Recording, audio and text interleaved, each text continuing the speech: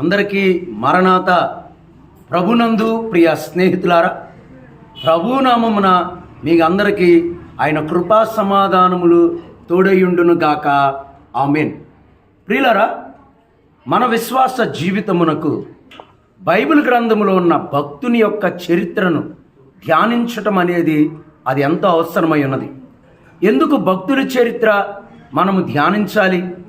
దైవజనులు, Bible machine వ్యవస్థాపకులై ఉన్న ముంగమూరి దేవదాసయ్య గారు చెప్పిన ఒక ప్రత్యేకమైన మాట ఏమిటంటే, భక్తుల యొక్క సహవాసాన్ని కోరుకునండి.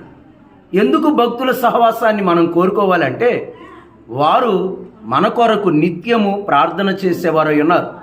అలాగే భక్తుల చరిత్రను మనం ధ్యానించినప్పుడు మన విశ్వాస జీవితాన్ని మనం స్థిరత్వము చేసుకోవచ్చు. భక్తుల యొక్క చరిత్రను ధ్యానించినప్పుడు మనం నిలబడగలుగుతాం. భక్తుల యొక్క చరిత్రను ధ్యానించినప్పుడు మన విశ్వాసాన్ని మనం వృద్ధి చేసుకోగలుగుతాం. కనుక ఈరోజు బైబిల్ గ్రంథంలో ఉన్న యేసోపు అనే ఒక భక్తుని యొక్క చరిత్రను మీ ముందుంచాలని నేను ఆశపడుతున్నాను. ప్రియ స్నేహితులారా, యేసోపు చరిత్ర రమ్యమైన చరిత్ర.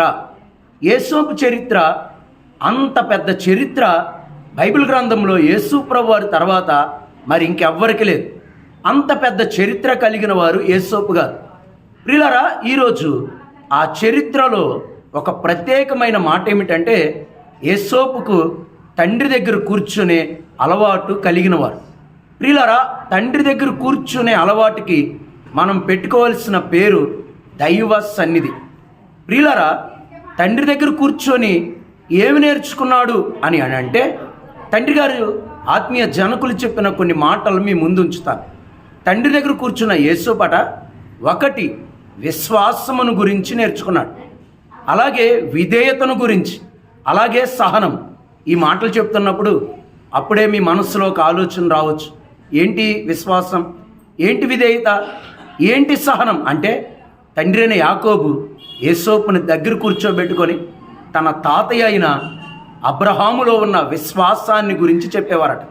అలాగే తన తండ్రి అయిన ఇస్సాకులో ఉన్న విధేయత ఎంత గొప్పదో చెప్పేవారట.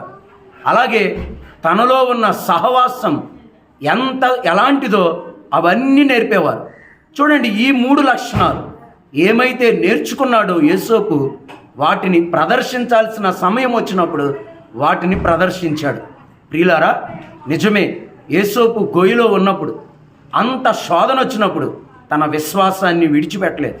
చూడండి, తెలియని భాష ప్రాంతంలో తెలియని ప్రజల మధ్య ఉన్నప్పుడు అతడు తన విధేయతను విడిచిపెట్టలేదు. అలాగే చెరసాలలో ఆ చీకటి యాకోబు రాహేలు యొక్క సౌందర్యం యాకోబుని ఎలాగైతే ఆకర్షించిందో, ఈ 3 లక్షణాల ద్వారా యేసోపు అంతరంగము సౌందర్యంగా మారింది. యేసోపు అంతరంగ సౌందర్యం ప్రభుని ఆకర్షించింది. చూడండి, రాహేల్ సౌందర్యం యాకోబుని ఆకర్షించినట్లుగా యేసోపు యొక్క అంతరంగ సౌందర్యం ప్రభుని ఆకర్షించింది. ఈ చరిత్ర ఈ మీడియా ద్వారా, ఈ సోషల్ మీడియా ద్వారా మేము మీకు చెప్తున్నది ఏమిటంటే, ఎప్పుడైతే ఈ 3 లక్షణాలు కలిగి ఉంటావో నీకు తెలియకుండా నీ అంతరంగం సౌందర్యంగా మారుతుంది. ఆ అంతరంగ సౌందర్యం ప్రభుని ఆకర్షించింది. అప్పుడు నువ్వు మేఘమెక్కగలుగుతావు. అట్టి ధన్యత దీవెన వరుడు ప్రియుడు ప్రాణనాథుడైన యేసయ్య మీ అందరికీ దయచేయును గాక.